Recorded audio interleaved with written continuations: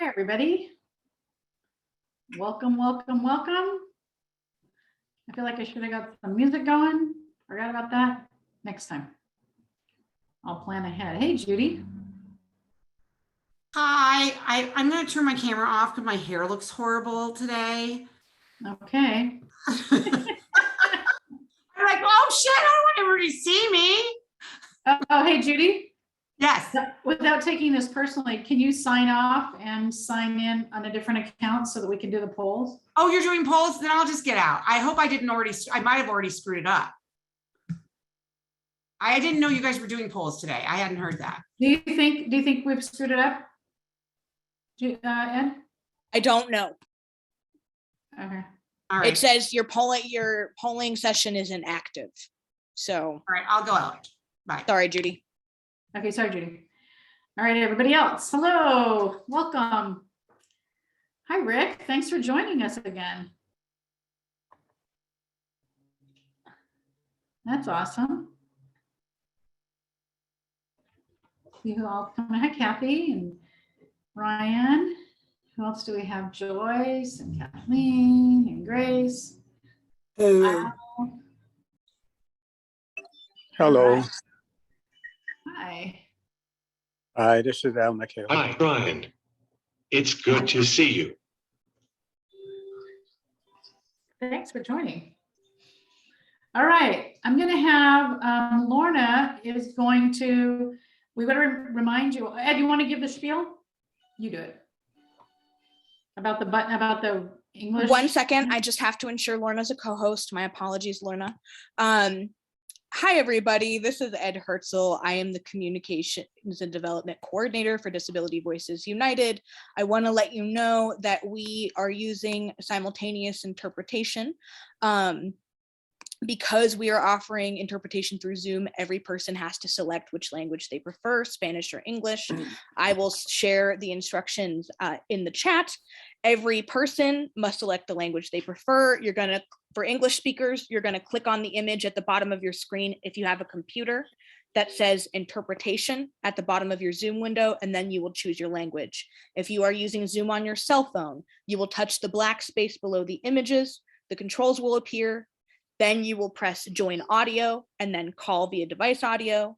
Then you're gonna press more, press language interpretation, choose your language, uncheck original audio, and press done. Lorna, I'm gonna let you go ahead and hop into the main channel to explain that for our Spanish speakers who may not have selected.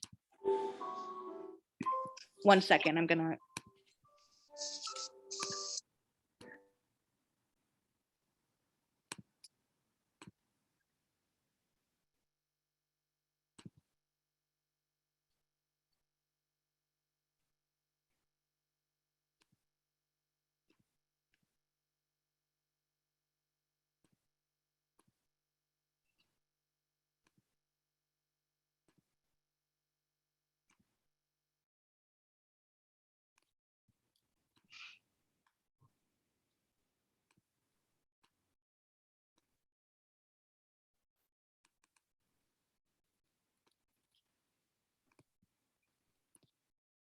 Thanks, Lorna. Darlene, we need to record Ed's voice on that instruction about translation on Zoom.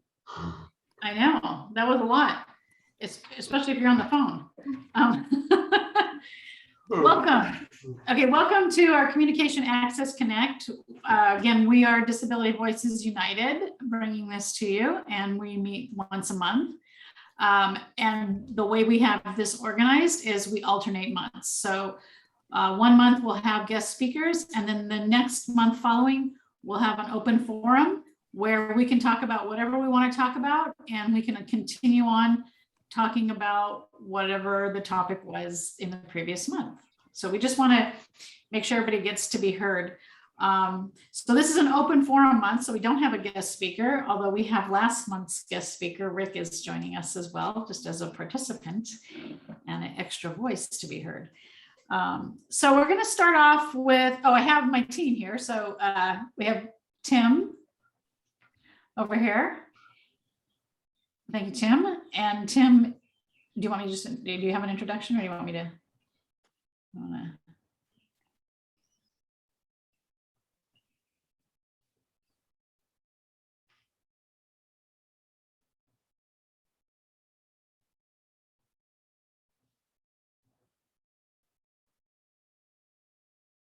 Hey all, it's good to see everyone. So this is Timjin. Okay, and then we have William. My name is William Del Rosario, and I am a transition student. I am here as a student intern to share more about AAC, so maybe it can help your family too. Together, we can build this community to improve communication access for everyone. I look forward to learning with all of you. All right, thanks, William. So William is our intern, and then we have Nina. Hi, everybody. I'm Nina Spiegelman, and I work on policy for DVU, and I'm also a communication junkie. I love these get-togethers, and I made it back like 10 minutes ago from Sacramento. And if we have time later, I'll bring you up to date on what's been going on with some of our policy work at DVU. But thank you, everybody, for joining. All right, very good. Okay, so we want to open with some polls because we are gathering information for the future DVU opportunities that we can have as well. So Ed, we have some polls, right? Unfortunately, because Judy, it is logged in earlier, it's saying my device is still inactive, unfortunately, even though she's left. My apologies. At least we know for next time. Okay, we're still working out why we can't take a poll if Judy's online with us. So that doesn't make any sense to us, but it seems to be our reality. Okay, never mind. I don't know, Tim, are you saying, okay, he's not saying anything. All right. Okay, so let's just open it up.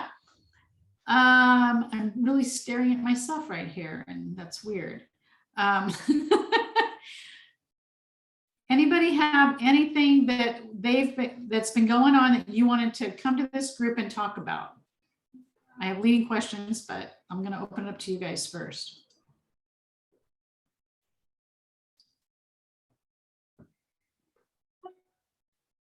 If we have any questions for the panelists, please click raise your hand or post your question publicly in the chat.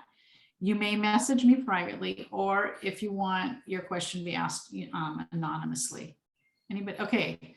Al, I see your hand is raised. Do you want to jump in here, Al? We can unmute you. Al, I've asked you to unmute.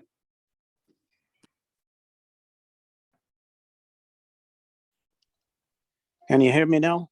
Yep. Okay. My son's SD program was going fine, and then some of the employees started to lag, and I really don't know what to do. I feel like I want to give up on everything. I probably need somebody to talk to me after the meeting. I need a good consultation. Is that possible? So you're having issues with your staffing? Yes. Basically? Yeah. Yeah, and just having people around. I mean, Well, or staff training. Yeah, well, I don't want to talk about it in Okay. this forum. I'll talk about it, just Okay, feel free privately. to write to us, okay? Okay. You can write to us through the website. And if Okay. I may, Al, I'm going to pop in the chat a video that we did last week that is specifically on how to find staff and how to ensure that they're going to be a fit for your life, or for, in your case, your child's life. Do you mind sending me Tomorrow on SDP email? Connect. Do you mind sending me an email with the link? Sure, Al, please private message me your email. Okay, great. Thank you so much. Tomorrow on SDP Connect, we are going to talk about hiring and recruiting staff. So that might be something you want to check out. Oh, I'm sorry, Al. I thought we already did that. I meant to promote the video, but we haven't recorded it yet. My apologies. I will email you instead the sign up link for SDP Connect. It's tomorrow at 4:30 p.m. PT. Wonderful. Thank you so much. Okay, we have a question in here that I don't know if any of us can answer, but I saw it on the Facebook page. DDS isn't allowing gift cards to be used for payment for certain services through SDP. I don't know if anybody knows anything about this, but my take on that was that I don't know that it's DDS isn't allowing the gift cards, or Peloton isn't allowing. I took it as Peloton doesn't allow the gift cards, which could just be a reality. So we will have to think about that. Yeah, I think that's what's happening. Judy, you want to say something? Okay, great. So I think that's a question that's better for the SDP Connect tomorrow. This is really mostly about communication access and communication rights. I think when there's an intersection between communication and the self-determination program, I think this is an appropriate forum for that. Like, I can't get the regional center to let me spend money on a communication partner. Yes, that's a good thing to talk about. But today I would love for people to really focus on the kind of issues that Darlene has been talking about for a long time, and Tim, which is how do we ensure that people with communication disabilities who don't use the spoken word primarily to speak, to communicate, how do we make sure that they are supported and heard? And so those are the kinds of things we are hoping you'll talk about, like being able to communicate an AAC device or communication partners from the school system, from the regional center, from Department of Rehabilitation, from your private insurance. These are things that you have a right to under the Americans with Disabilities Act. And so it's, we want to make sure that people understand this and creative solutions when your rights are not being met. So one question that we had for you guys out there, kind of building on last month's, was how are you building communication in your lives, whether it be at home or schools or in agencies or stuff, any kind of scenarios, churches, workplace. How are you building communication in your lives? Or maybe you're not, and maybe you have a vision of what you want to do. How do you want to build communication in your lives? I'm looking for some ideas, Rick, go for it.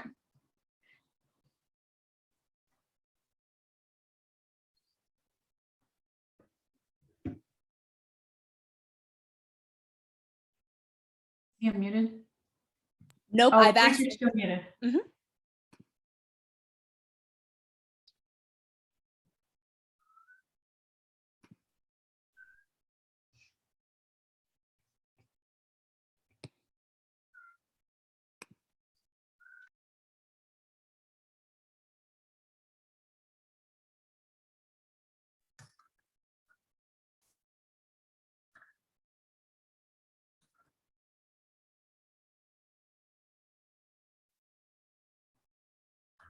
I have a gift card for gas. Okay, huge. I'm talking about that gift card question. Perfect. From your SDP? Yeah, I think it's a Peloton issue, but yeah. Okay, thanks, Rick. Perfect. Okay, so let's talk about how are you guys building communication in your lives? And William, you might even want to add to this because you just transitioned back to school, and that's kind of a big deal, right? Getting your communication going in these new environments that we all get set into. Got to train new people, got to explain yourself, think about who you're talking to, when you're talking, and how you're going to get that message across. John says, not sure what you mean by communication in our lives. So how are you building communication, like increasing opportunities to communicate? Okay, that would be building communication in your lives. Are you still at the point, maybe you are, of needing equipment in the first place? Or are you looking, Rick gave us some great examples last month about the pre-recorded messages he has shared, has in his device to just kind of tell people that, hang on, I need to speak right now. Those kinds of things. Communicating with your family, communicating with your teachers, communicating with your employers, communicating with the guy at the restaurant. Hang on one second. Let's see. I have something in here. Allison says, I'm here to learn more on how different people communicate more, so I can broaden myself on how more ways people with disabilities communicate in their age as student and as adults. I am here from New Jersey, USA. I work as an advocacy liaison for the New Jersey Council on Developmental Disabilities as self-advocacy advisor with both schools and adult services. I also work as a self-advocacy advisor for groups for a case manager in New Jersey, is where I advise 3 groups for those who live with both their families and those under agency support. I also work as a direct care support staff for 2 families. I have worked in the developmental field for 31 years as a job coach and volunteered with New Jersey State Committee regarding direct support first. So you are not you're not a self-advocate. You work with self-advocates is what I'm taking this as, right? Okay, thanks, Allison. Go for it, Tim. How do you communicate when you are not on Zoom? How do you communicate in real life? Do you think people are understanding you, or do you still feel that people aren't hearing your voice? And Darlene, I just want to make sure that you see that response from Valerie. Okay, I will look for that response from Valerie. Oh, Valerie, okay. Got it, okay. Great, let's go with, I'll put out some more things Valerie's got. I used, and I think it's probably Emily. I use my iPad to communicate everywhere I go. I have conversations using it. Okay, so Emily says that she's using her iPad everywhere she goes. Perfect. And so Emily, how, like in regards to what Tim's saying, are you received well? Are people confused? Are people listening? Do people disregard? Do people engage? Kathleen writes, I started a nonprofit recently, Project AIR, which strives to educate the public about those with communication disabilities. We are just getting started developing materials and we'll share the organization pamphlet here. Oh, great. Not easy to talk with regional center and school district people. Emily says it's very good. They seem to dictate. Ryan, do you want to work on your answer and give us your input? Was that for William? I'm sorry, I cut you off.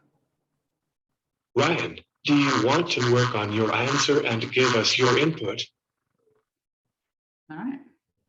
Yeah.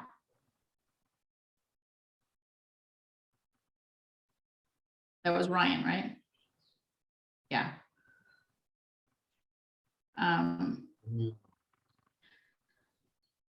So Johnny's saying the difficulty in the limited time for discussions. That's a good. I see William. That's a good thing to think about too. Maybe we can think of this as a group. Is how do you fit those discussions that you want to have in these IEP meetings and these IPP meetings when everybody else is just going through their agenda? And you're like, no, we really need to talk about this. Maybe somebody has some good ways to manage that, because I know I've been in meetings where it's hard to get that balance going. William, your hand is raised. My team needs training. I am trying but need a support person. Staffing issues come up at school too, and we are working to get more than one communication partner trained. Training's an issue. Yeah. What's it been like to go to school quiet and silent, I guess? Or I don't know that you're silent, but not expressive, I guess. Easy, or is it? I don't know if I'm saying this right. It's hard. Yeah. To feel limited, huh? Vera says, I would like to have access to more upgraded speech programs. like live text to speech, where you decrease that silent waiting time when responding to a question or ongoing conversations. Oh. And that's a great, Tim and I talked about, we're going to have one of our, in the future, one of our sessions, we're going to invite the vendors. And so that's going to be a perfect one, Very, for you to, if you haven't solved it yet by then, to bring into this picture. But like live text to speech where you decrease that silent waiting time. I'm just curious, where do you have the settings? Do you have them set on, like when you press a period, everything is spoken, or do you have it set where every word is spoken? Sometimes it's in the settings, right? Do you have a list of speech therapists in Northern California who can implement communication devices and suggest one that is the most appropriate for my son? Anybody from Northern California? Nina, do you know anybody? Do I know like just a speech therapist? I would have to think on that. We have some general resources, you know, in our website, the Communication Access Interchange. But I'm certainly happy to think on, you know, more like individuals. But there's definitely places that do assessments, but individual therapists is a whole nother ballgame. But actually, in Northern California, I would say I would check in with Parents Helping Parents. They have a very kind of well-resourced like AT and AAC unit that they staff, and they could have a lot of good referrals. So that's Parents Helping Parents in Santa Clara. Parents Helping Parents. Okay, that's a good tip. Okay, Valerie, who is Emily's mom, she writes, I watched Emily take on her fellow staff writers at the paper. Emily writes for her college staff, her college paper. Emily has a blog on our Communication Access Interchange. And she was typing and they tried to talk over her, but she held her own, much like an IEP meeting. Yay, Emily. Very nice. That makes me happy. Johnny says, my last email to the last school district is regarding time limitations, so no time to discuss the concerns. They basically just read through the IEP, which I can do that. I need to address the concerns. Yeah. William, when your communication partner is out at your school, does the school have another person to facilitate to assist you to communicate?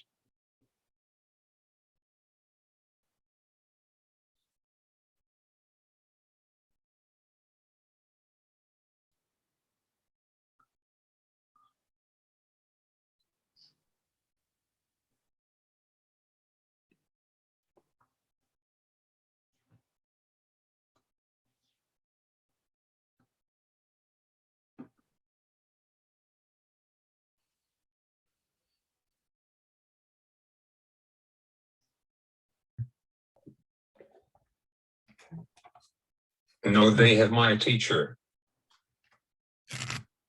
Yeah, they have your teacher. What should your teacher be doing? Huh?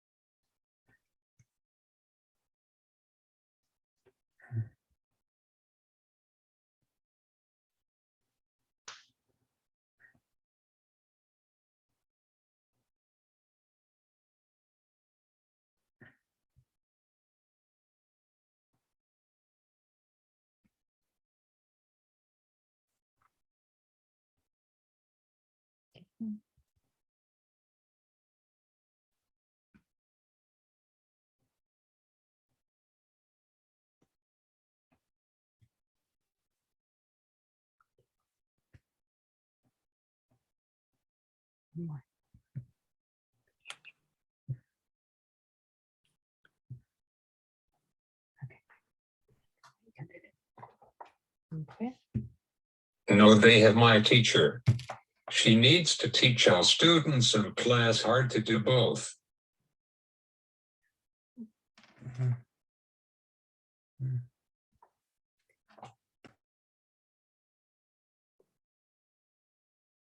Was that it, Michelle? Sorry, yes. Were you able to hear it?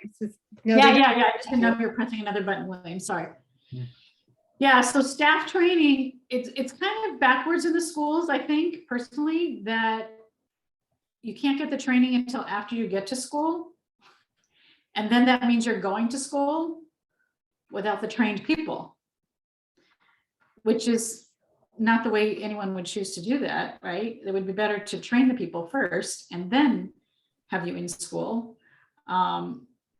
It's kind of like you have to fail on the IEP goals before they'll move on to the next level of support to you. So that's where you are, I think, William, right? You're in that, we're trying to get just the contract written and things like that. It takes forever because you need them every month. So that's a month automatically. Yes.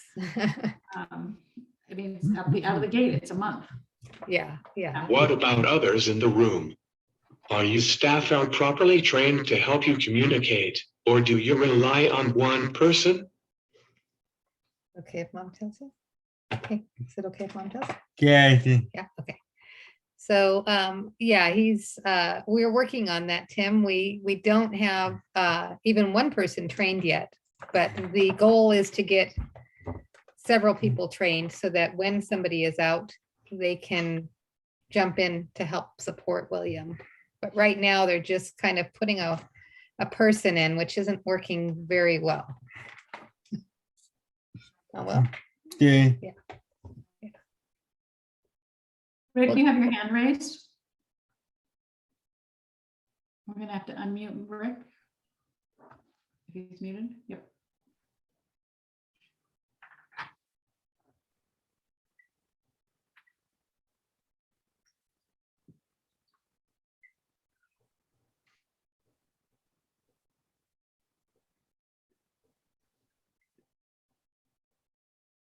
Are we gonna unmute Rick? I have asked Rick to unmute. He has to unmute on his end as well. Thank you.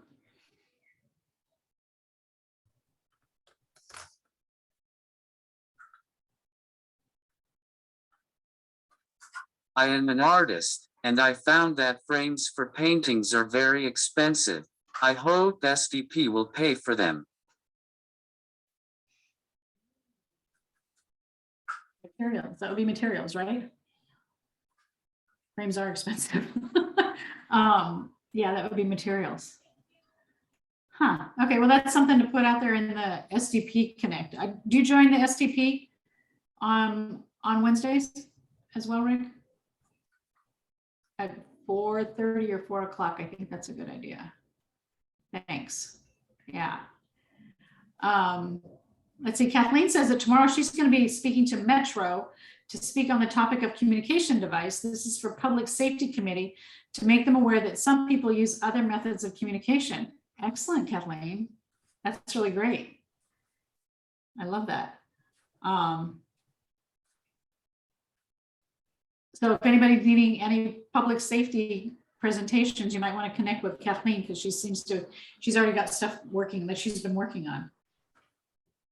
Mark says, I work with someone who uses his Grid 3 eye gaze device as well as his body language. He has learned so far to make carefully choosing his words.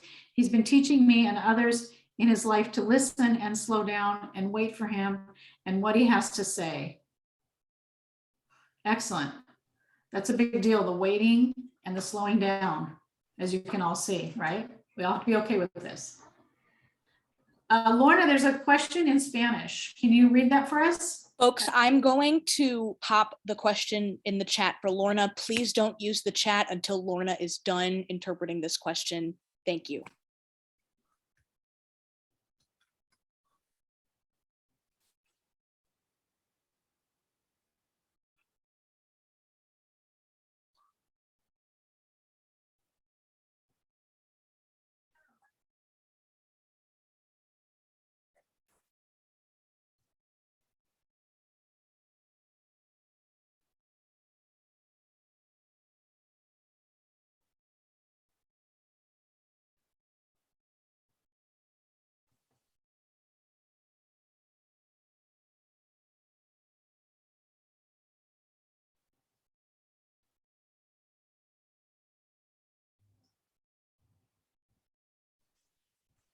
Okay, so hang on, Lorna, let me process this.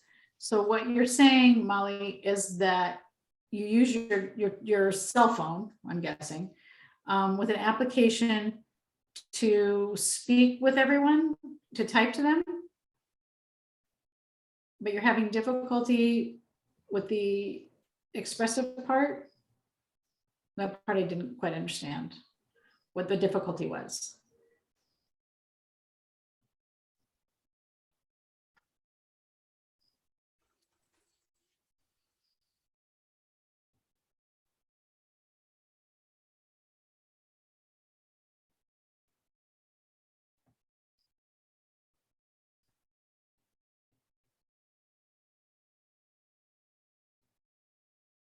I think she is talking about translation.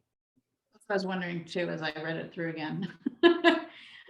So you're using your phone to translate. And the thing is that you need to get communication services from school for your 5 children. Is that the way you?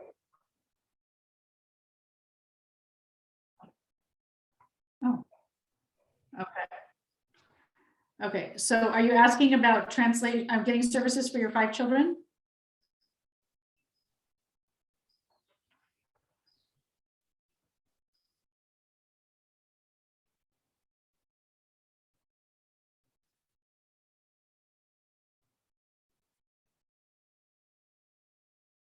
Yeah. Yes, that's what you're saying. Johnny.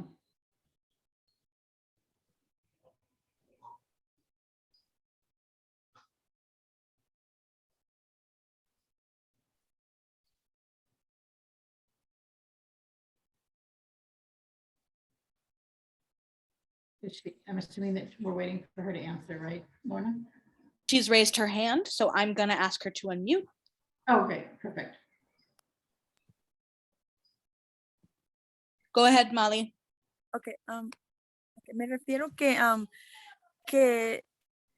cómo nos dificulta a nosotros para podernos comunicar y cómo nos sentimos, que fue la pregunta que hice al principio, y sí se siente muy mal porque tenemos problemas para expresarnos, nos cuesta y nos limita con la falta de no tener un dispositivo o poder tener herramientas para poder comunicarnos, nos limita y la verdad que es muy difícil. Yo tengo 5 hijos que bueno, 5 de ellos, pero 4 de ellos tienen un IEP en la escuela y reciben servicios de speech therapist. Pero mi intención es de que no se nos dan las oportunidades de poder tener el acceso a, como padres o también, de poder tener ese acceso de equipo para podernos comunicar con otras personas. Entonces nos limita bastante y es muy difícil. Yeah, okay, that makes sense. I mean, unfortunately. And then some other people are talking about that same issue here as I'm reading through the chat as well, that there still is a huge problem getting training for families and follow-up for families and for communicators so that communication is across your whole lifespan, right? Home, school, work, however, it's not getting the follow-up. I think to me, what happens is in my world, I'm thinking the school system says we do school and we don't do home. And then home would be regional center, but then regional center says, oh no, the school does communication services as long as you're in school, right?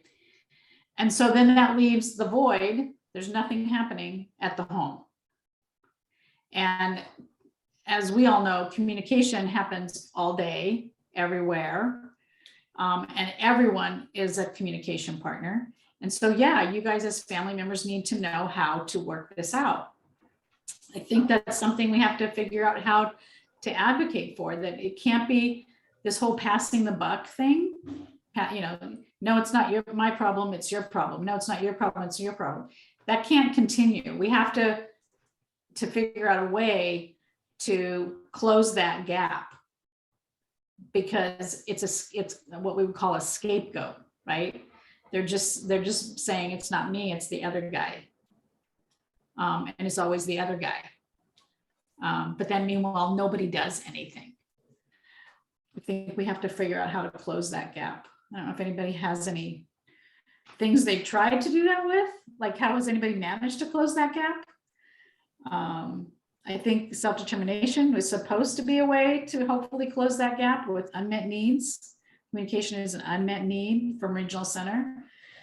Reality is regional center is responsible for the home communication services and needs. The school district is not. The school district is responsible for school. But that's not how it's working out.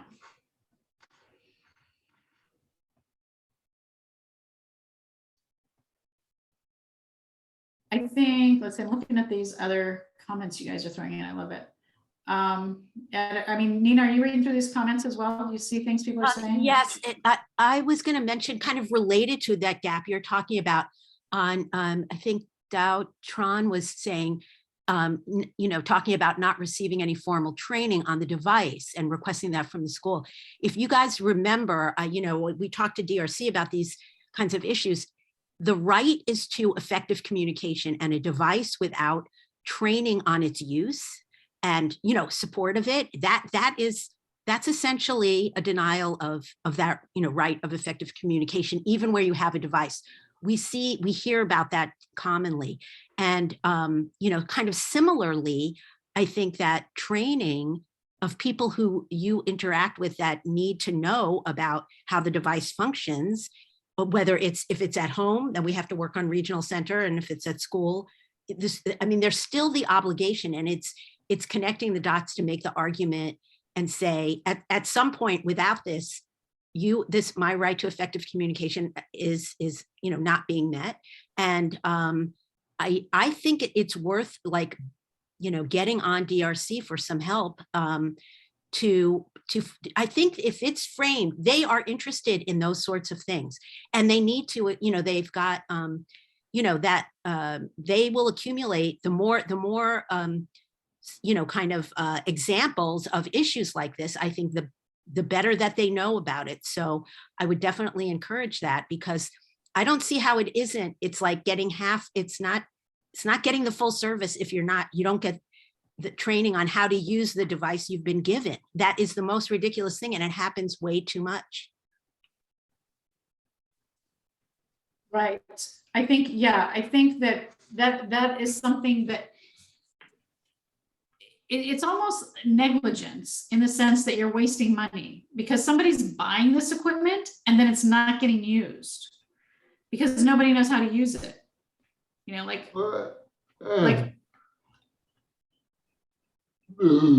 I know it's. I think it's also a minority problem. If English is not your primary language, it's harder to get services that you need, such as AAC and training. Maili has 5 children, and 4 of her children are getting some kind of therapy, and they are still not being trained. right. And yeah, and we have to, I mean, I know that that's kind of something that Tim and I talk about, was we're here to support other communities to learn the information, because I know there's a lot of people in different communities who want to know more, but they don't feel like they have any experts in that area who speak their language, right?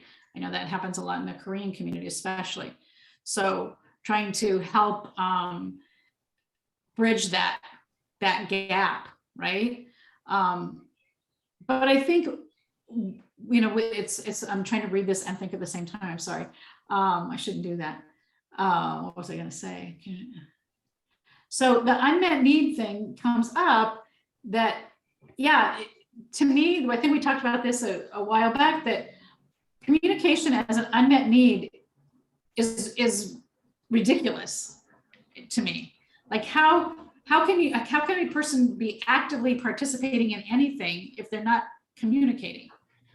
So to have it as an unmet need, as something that's being passed off and disregarded as priority, doesn't make any sense to me. I mean, I'm a communication specialist, so I kind of worry about that stuff, but you guys as users, I'm sure, and communicators are even more worried than I am. But that doesn't seem like it should be right. And I think we have to start, well, one thing is not sign things until, like, especially IEPs, until they're addressed in the right format. You know, IEPs, they don't like that not signature part. That stresses them out to not have a signature. Right, but that's your weapon. Yeah, and so don't approve silly goals. Don't approve incomplete services. Don't sign off on them. You know, until they're addressed, like you're saying, Johnny, until we've had that conversation. That's one way. I don't think IPPs work that way. They're a little, I don't know that I don't think that regional center gets as stressed about not having a signature as an IEP does. But if you're in the school system, for sure, help make it that is the way it has to be. If they're giving you equipment, there needs to be training hours, and there needs to be if you had an assessment and someone authorized a piece of equipment for you and they didn't write down training hours, I would address that with the assessor, saying, where are the training hours for this? It needs to be written down in this assessment plan. Tommy was talking about, Tim, you're talking about staff training and communication partners is a constant barrier. Part of the problem is a lack of presumption of competence and skepticism around some communication methods. It has limited the availability of professionals available to fill the needs. Tim and I were having a conversation about that today, that there's always the, yeah, but that guy doesn't have a means of communication yet, and he's not able to communicate.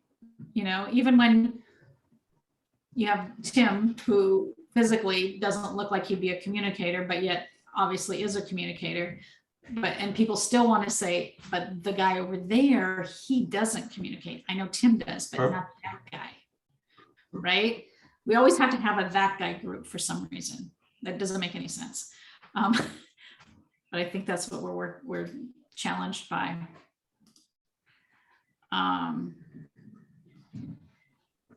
Let's see. Did you see anything else, Nina, here? Regional center is the problem. They're legally obligated to provide support and don't. Exactly. Oh, there's some Spanish speaking things too, Lorna, at 436. Folks, I'm going to once again be putting something in the chat for Lorna. Please don't use it. Let me scroll back up to it. I see one at 440. Hold on. I believe this is a question about conservatorship, Darlene, so I'm not sure we're going to be able to answer it here, but okay. Here we go. Lorna?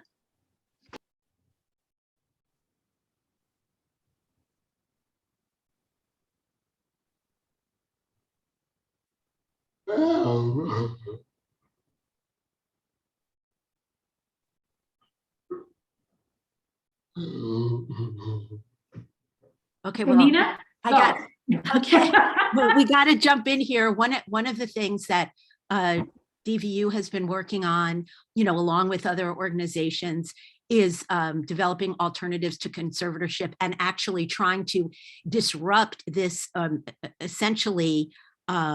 It's just not true, but the pressure is enormous that when kids turn 18, they have any issues and disabilities at all, you know, school districts, regional centers convey as though it is a requirement. It is, there's no legal requirement that you must conserve your child, and there are alternatives. And there's you know, a lot written on this, but I would suggest first stop would be to, and I hope this is translated into Spanish. I believe nope.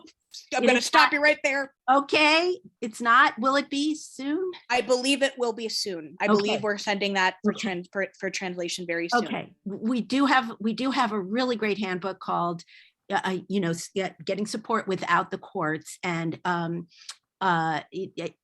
hopefully it will be out in Spanish soon.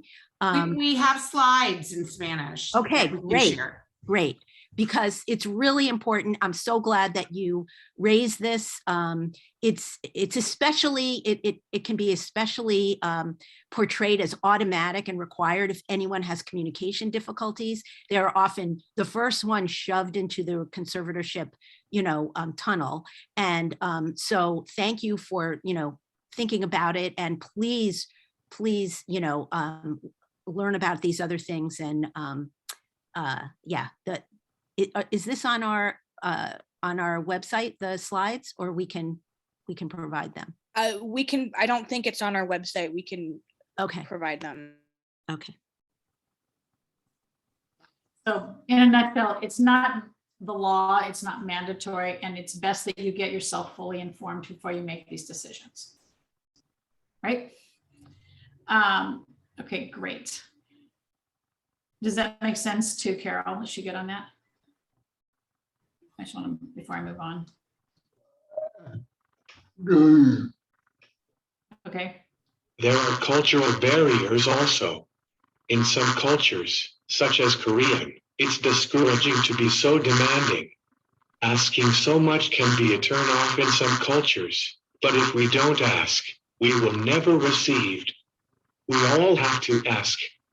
If you are not getting training for your $8,000 device that the school district paid for, it becomes a paperweight. That's right. A space filler in the closet. Yeah. And someone else was talking about, I've not caught up with you guys yet, but someone else was talking about getting, oh man, it shouldn't be a person. Oh, training. Okay, training to use the devices. I want to tell you guys, this is only one application right now, but I think these people are really good at training. So it's could be useful for you no matter what device you're using, unless you're using an eye gaze system, of course. Proloquo to Go, which is out there, it's made by Assistiveware. They now have an app for training you on how to use the communication system. Okay, I haven't seen the app, I haven't used the app yet. It just, I think, came out yesterday. But it's communication partner training app. Okay, and the reason I'm saying it here is, and I'm saying it's worth looking into, is that the trainings that they've put together for their other apps have been so good, just in general, teaching you about communication AAC use, that I'm expecting this to be good as well in that same way. I used to use it for my staff development, just to get people thinking about what goes into setting up communication systems. So check out Assistivware's Proloquo to Go communication partner training app. It's new.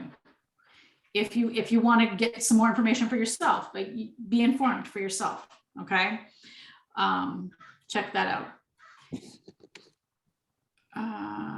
Who gets the devices for them, and should that person or place be responsible? Yes, right. People should be, and you have to make sure. Again, don't approve reports and service plans that don't have training in them. You have to advocate. We need training hours. Okay, it's not just like one time you went to a course at ATEC, which is a great thing to do, but that's not what we're talking about. You need some follow-up time. I see here another Spanish speaking question from Molly. I have EHOs and IPs. Let me grab it, Darlene. Yeah. 440.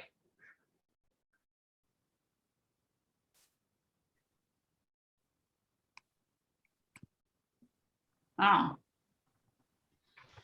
Okay, well, you have to find out, have them document why they're not providing those services and how much they owe you. Okay, there's such a thing as compensatory time, which at some point becomes useless, because if you ended up, you're 22 years old and you still have hours of compensatory time, it's not really going to help you out then. But it's still your right. Okay. So I would say it's very appropriate for you to ask for documentation of how many sessions have been missed and then ask for those sessions to be made up. That is a very reasonable request. If there's initial, should there be a recommendation? Okay, here's what Karen's saying. If there's an initial assessment, shouldn't there be a recommendation to train? Yes. Teach who is going to be using it and get involved. Yes, that's what I'm saying. Don't sign it unless you see that. Elizabeth Cuevas is on here and she's saying that she can help in the SDP if you need any help. She's at 441. She posted some information there if you need any help.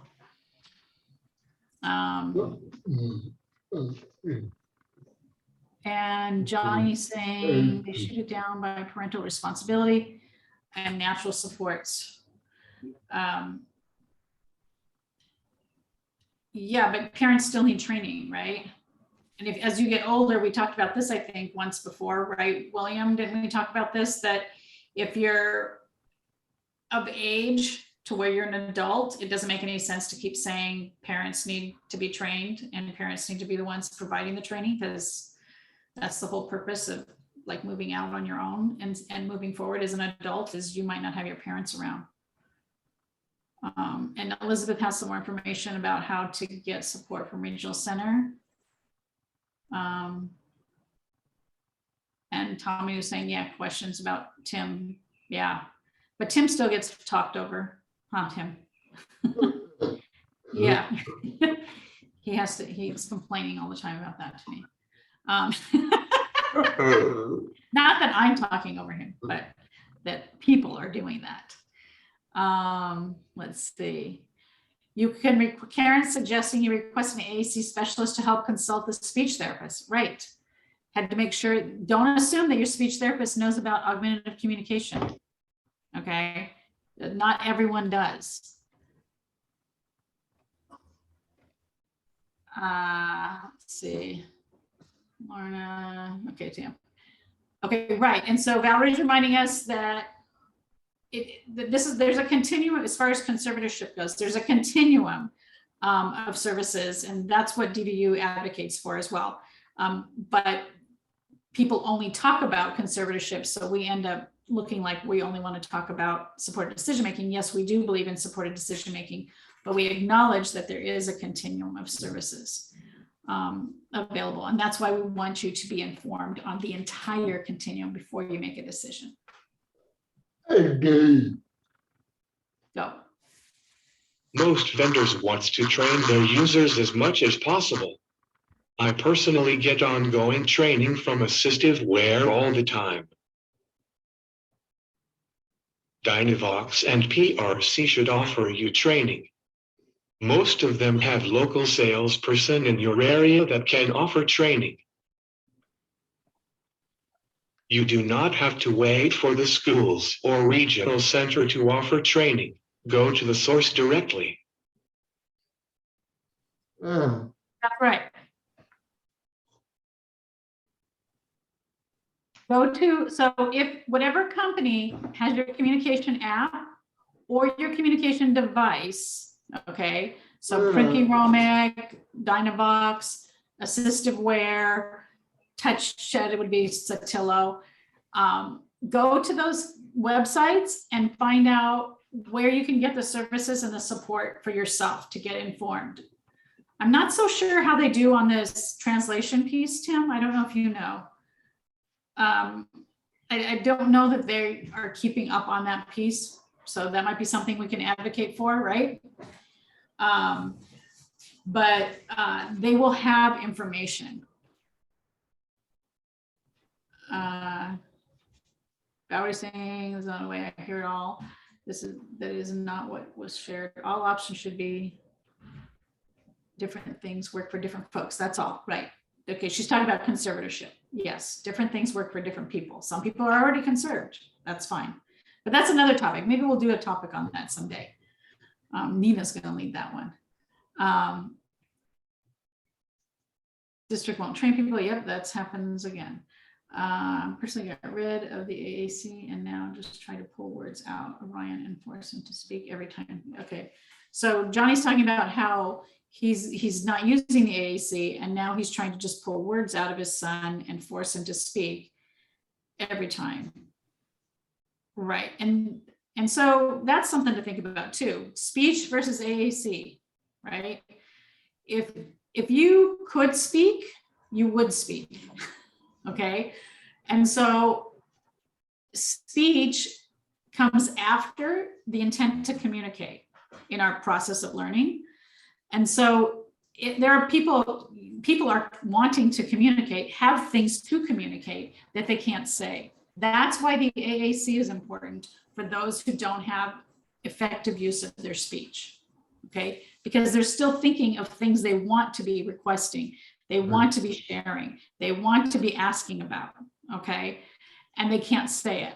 So that's why you want to have the AAC. So don't give up on that, Johnny, because yes, it's not going to, or anybody else, because it's the speech that you're going to get is at first isn't going to be what probably your child wants to say. It's going to be what you think he wants to say. And he's still then not really communicating, right? He's just repeating back what you said. So don't give up on the AAC. I think that that's really important.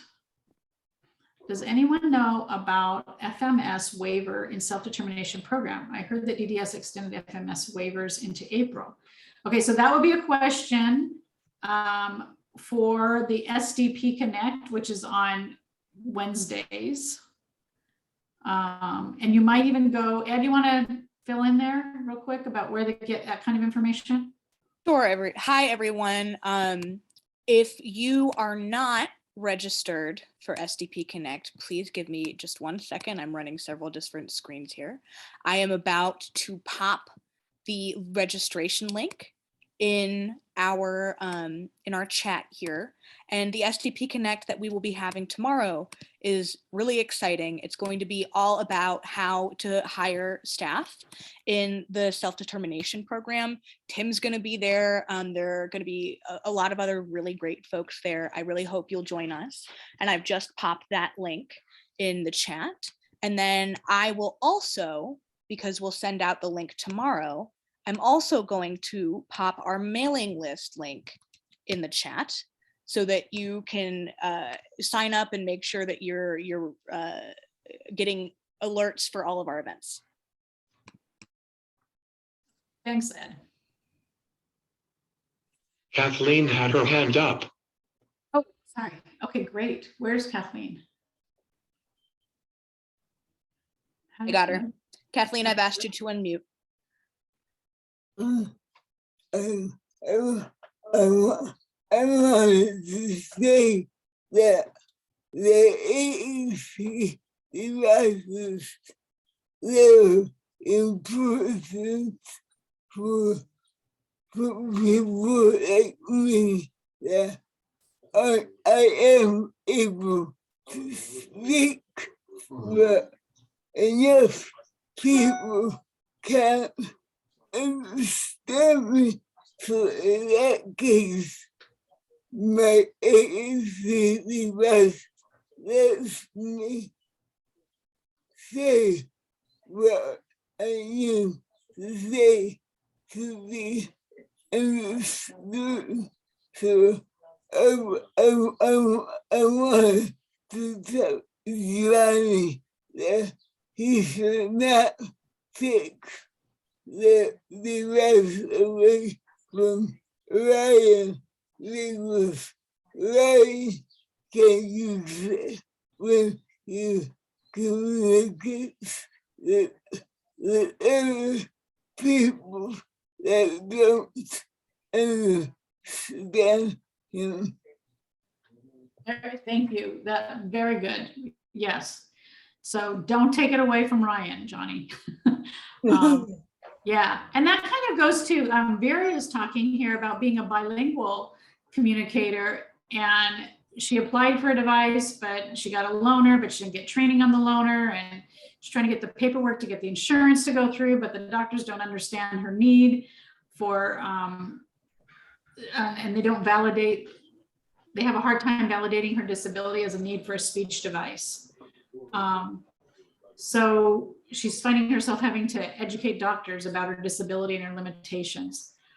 So here, the irony, you're the person with the communication difference, and you're having to explain everything about communication differences over and over again to people, while having a communication difference.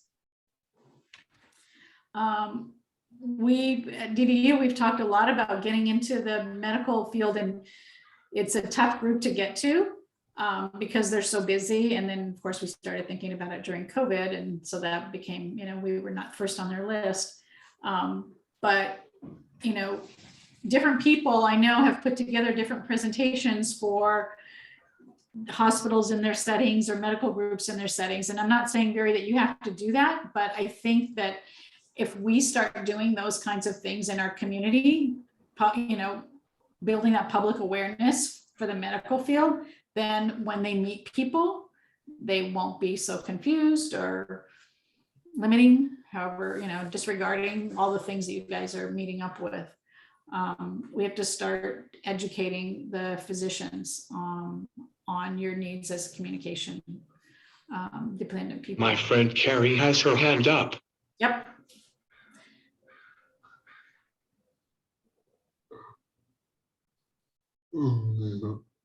Harry, I've asked you to unmute, just a heads up, you'll need to do that.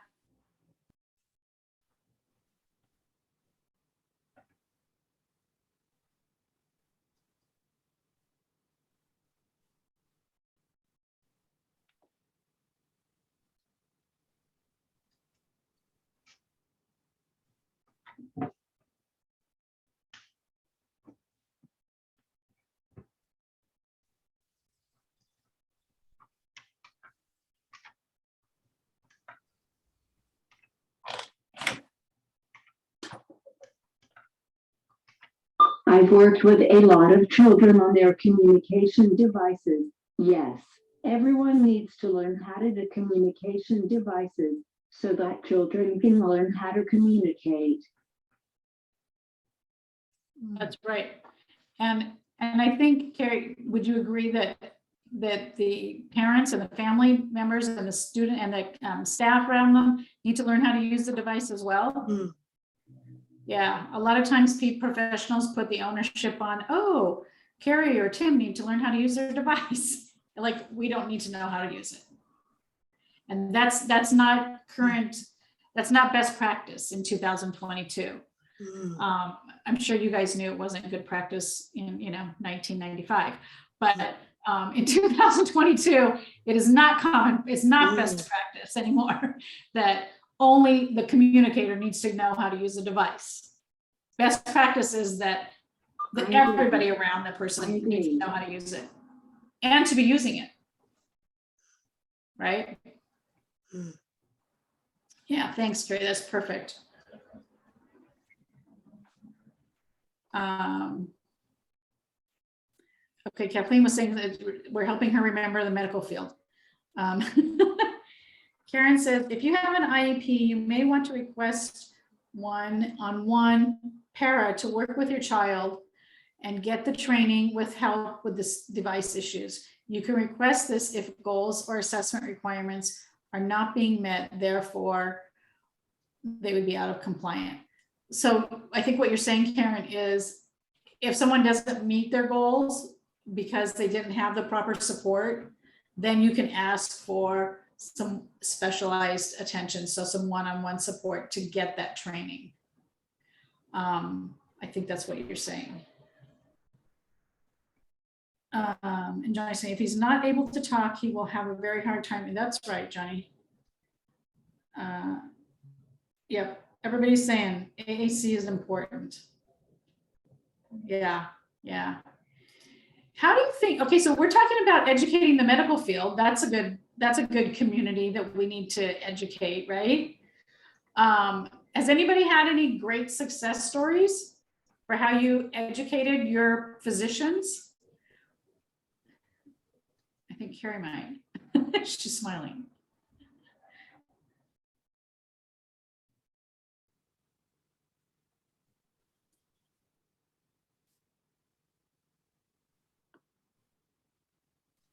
saying no.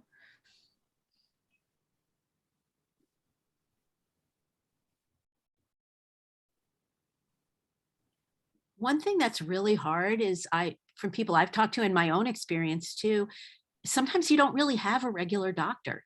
You may have had one who then retires, or you may have had your pediatrician from childhood, they retire, and then someone may really know you, and unless they've developed really great notes in their records, you have to teach people from the ground up. But I do think that a lot of times, like if it's an assessment or you need some kind of verification of a disability, a specific disability to support getting a device, my recommendation is try to, write up what you need, what you think will sell with the school district. And when you have your appointment, say, actually, this is the case, but this is the kind of thing you need to file. I wouldn't just leave it up, assume that they know what, how to present it in the best way, even if they're well-meaning. So I think you've got to, like with most things, you have to do all the work. But, I think it's worth really explaining to them the context that you need this assessment or write up for. Yeah. Carrie's putting together something. Okay, so I was going to write this in the chat, but I'm just going to say it. Johnny's talking about kind of a fear that is a very common fear, but it's a myth. I'm going to say that now, that if you use AAC, the person will not talk because you're using AAC. And that's a myth. Decades of research has shown that people do not choose to use AAC over talking if they can talk. Okay. That doesn't say you don't encourage them to talk, of course, but if you don't have communication because you don't have speech, you will have behavioral challenges. Okay. You will have a frustrated person. You will have a simplified lifestyle of education because the communication is not being developed. Okay. So nobody, and this is not me, I mean, I'm saying it, and I agree with it, but decades of research has said that AAC does not make people not learn how to speak. Okay. So remember that. Ed's reminding us that we hear the same myth with deaf and hard of hearing. Don't teach them to sign or they won't learn to talk. And again, not true. It's a myth. I mean, it's a valid fear and a worry and a wonder, but I'm telling you now, it's a myth. Yes, many of us goes to different specialists all the time. Most doctor offices does not know anything about AAC. I've gotten hung up many times when trying to make an appointment through TTY Relay.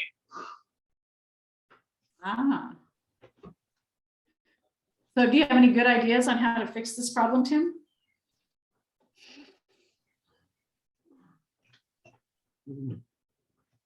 I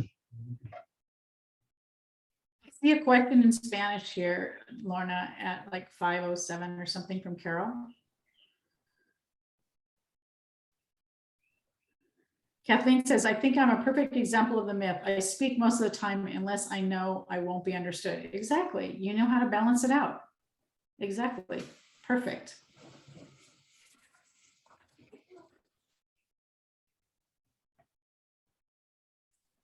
And can Lorna tell me what, oh, wait, it might be about conservatorship again. I'm not sure. At 5:08, there was a. I'll put it back in the chat again, folks. Just a reminder that when Lorna's, go ahead. Yes, sorry. Okay. You got it.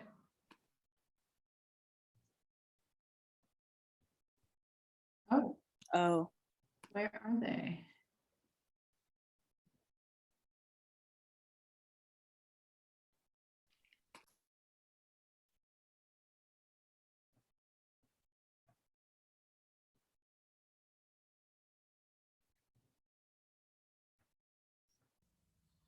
Oh, there. Yeah.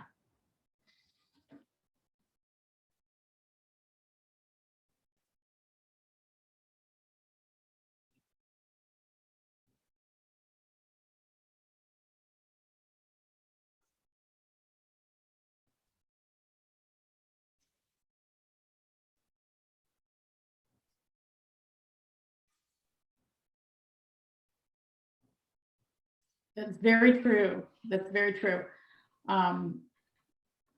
Yeah, we have to change this mentality that I think we have to make it that we all want to work together. You know, if you're in the district, no, we're working with you. I want my son or daughter to grow in communication.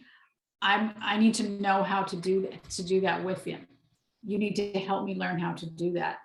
But I understand that districts often put up that wall of here's where our responsibility stops. We have to break down that wall. Was there another one, Lorna?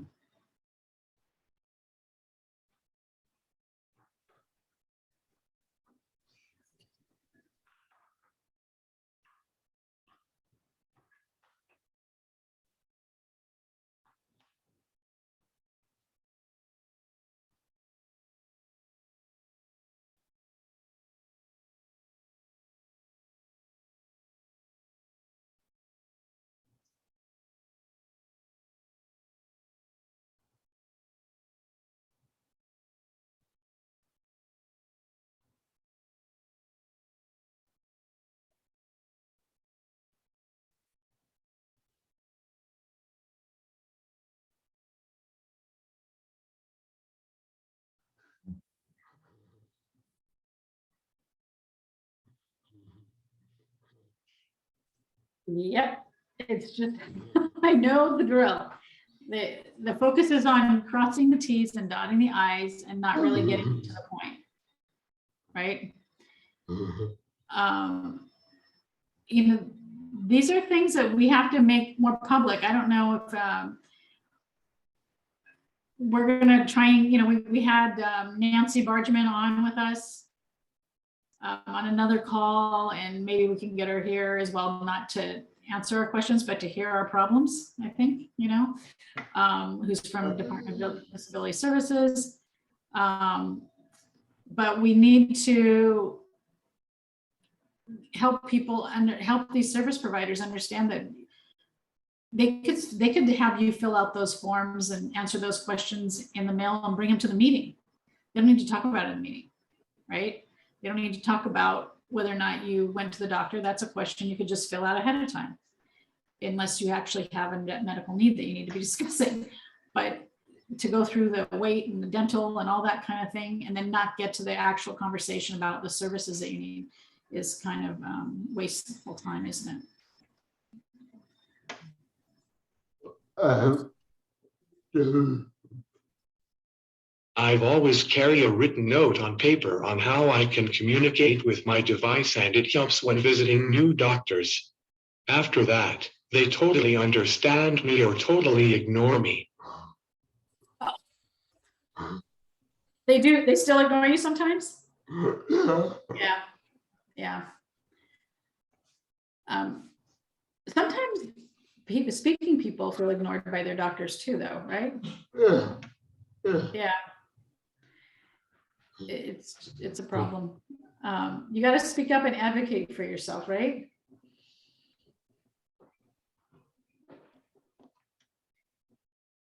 I wonder, this is just a funny thought. I wonder if you like booked an appointment on Monday, Tuesday, Wednesday, and Thursday, just so that you could go back tomorrow and ask questions about yesterday's appointment. If they would get the hint.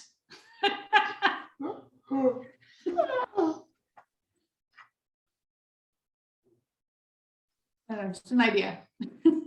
Trying to be a problem solver here. Lorna, is there any more in the Spanish speaking community that we need to make sure we've addressed?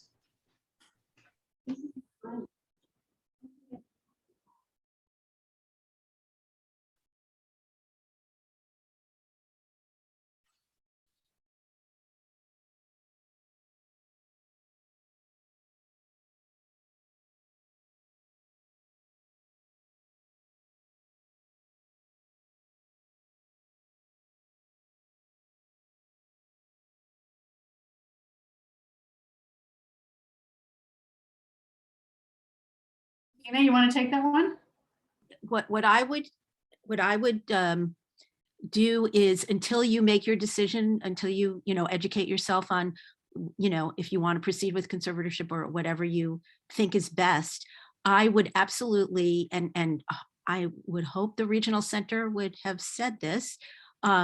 You can be his authorized representative. If you this is why things like just as a great thing, something like supported decision making or even person-centered planning, there's a focus on understanding how your son expresses preferences, even with whatever communication challenges he may have. He can still express his preference and his choice, and he can choose you to be his authorized representative. And if you get that form signed, you can still have access to both do it. I don't know if there's educational component here, but you can get it signed, an education one, and also definitely one for the regional center. Those are authorized representative forms, are completely acknowledged. They are in insurance as well, private insurance. And in fact, many places, that's what they want to see. They want to see their own forms filled out. So I would work on, and it's something that your case manager should be helping you with, but definitely an authorized representative form. You should get it signed. And your son, there is always a way to learn how to understand what his preferences and choices are. And you, I'm sure, are probably in the best position to help him with that, and knowing that, signing that form is something that he would probably choose. So anyway, that's my most immediate reaction to how to deal with until you make your decision about what you want to do on conservatorship. Right, because right now they're saying they're not going to give you any support and assistance. Your son needs assistance, which he needs, because you haven't made this conservator, and that's kind of creating a barrier, because it's not a real barrier.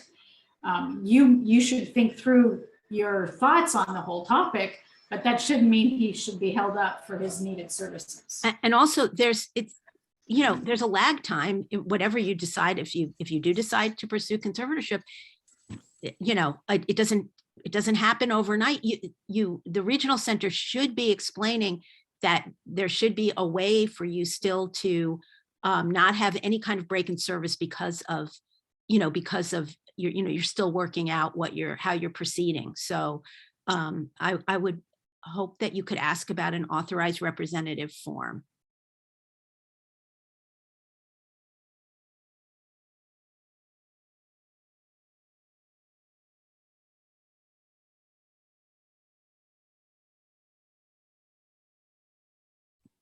Sorry, I had to mute myself so that the vacuum cleaner wasn't too loud. Carrie has her hand up. Thanks, Ed.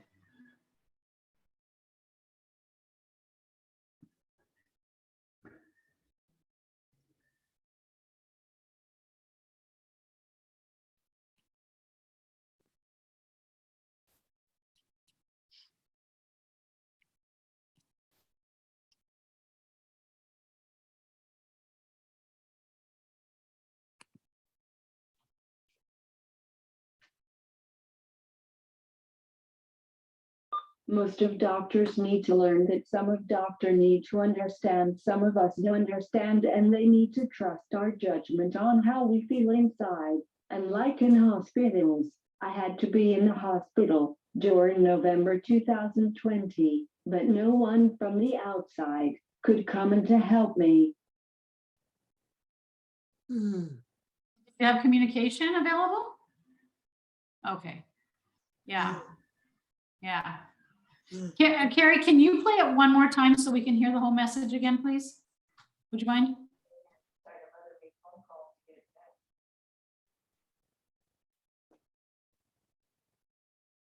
Most of doctors need to learn that some of doctor need to understand, some of us don't understand, and they need to trust our judgment on how we feel inside. And like in hospitals, I had to be in the hospital during November 2020, but no one from the outside could come in to help me. Yeah. Yeah. I love that you said they have to trust you, right? That you know your own body and that you understand what they're talking about. Yeah. It's very frustrating, I'm sure. I get frustrated for you. Lorna?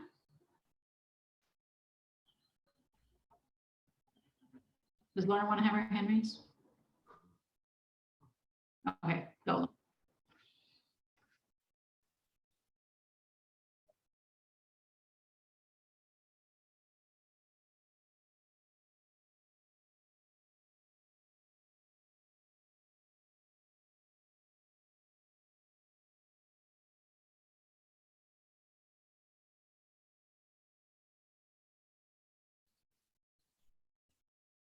Right, so AAC is augmentative and alternative communication. So augmentative means that it's another form of communication. So sign language is augmentative communication. Okay, writing things down is augmentative communication. Alternative communication means you don't have any speech and you're using it as your alternate mode of communication. Okay, they both can have the same outcome. They both are expressed the same way. It's being used for a different reason. So some people, by the word augmentative, have some communication or some speech that is effective, but they need to have another way to augment it to be clearly understood. Other people don't have any speech and it's AAC. So, I mean, it's alternative. And that's what AAC is, okay? So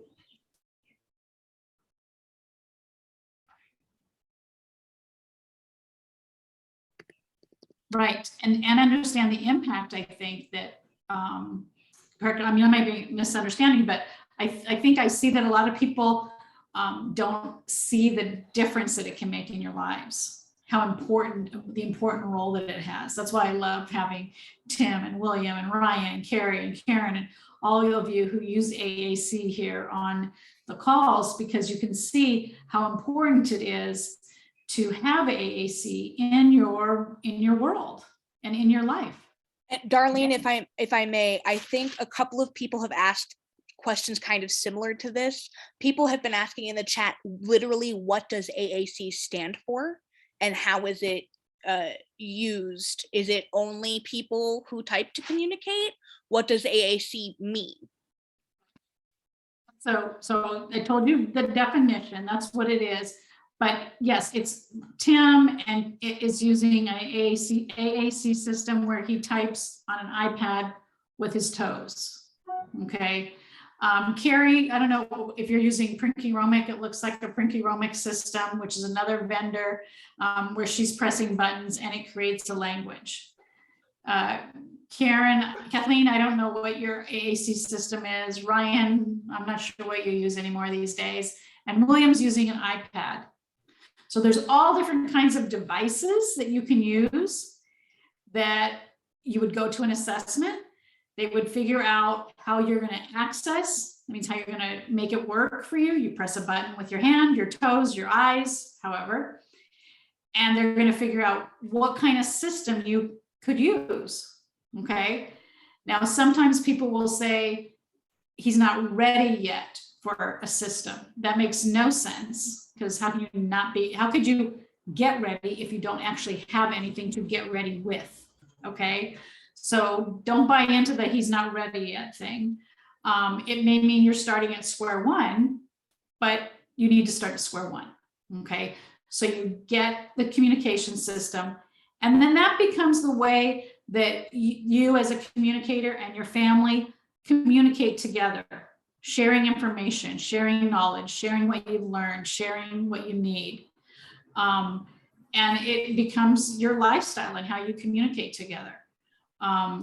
It's really important. If you have a person in your life who for sure has behavioral challenges and has IEPs written where they have behavior plans, they might very well need, if they're a non-speaking person, they need to have an AAC system, because what else are you going to do if you can't communicate? Okay. So if you're not, I have a colleague on another project, and she uses her device with her eyes through eye gaze. Right. So your eyes can use it and do it as well. There's all kinds of sophisticated systems. There's conferences that you can go to see all of them at once. There was just in California, there was the Csun. Did that already happen, Tim? The Csun conference? That's a great one. or it used to be anyways. It's going on right now. Okay. In Anaheim. Okay, so you can look up Csun, that's I'm gonna put it Csun, whoops. It's called the Assistive Technology Conference, isn't it? Something like that. Look up, put these keywords in, Assistive Technology Conference in Anaheim. Okay, it's this weekend. You can learn all kinds of stuff there. You can just Google assistive technology or augmentative communication, AAC, and you'll find all the vendors there. This is PEX is also an AAC system, correct? Picture exchange communication system. iPad, there's applications that go on the iPads. Those are communication systems. Yeah, PRC has a lot of programs. There's Ryan, did you want to, if you were adding something, I wasn't sure.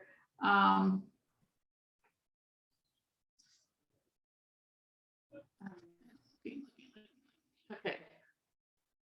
So you haven't, so you, as a school district person, you can get an assessment, request an assessment in your IEP for AAC, for augmentative and alternative communication, if you don't already have it.